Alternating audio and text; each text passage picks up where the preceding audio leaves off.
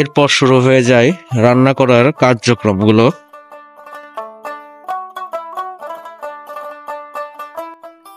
তারপর রান্নাগুলো শেষ হয়ে গেলে সেই প্যাকেটগুলো খাবারগুলো অতি যত্ন সহকারে প্যাকেট করে ফেলে সেখানকার কিছু দক্ষ জনবল।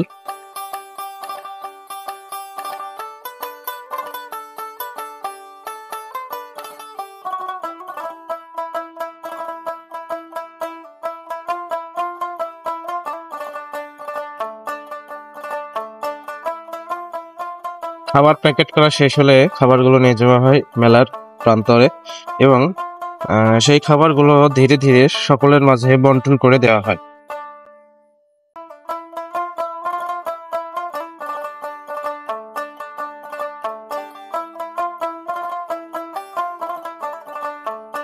এরপর সেই খাবারগুলো ধীরে ধীরে ছোট বড় সবার মাঝে বন্টন করে দেওয়া হয় এবং খাবারগুলো পেয়ে তারা আসলে অনেক খুশি বলে মনে হচ্ছে।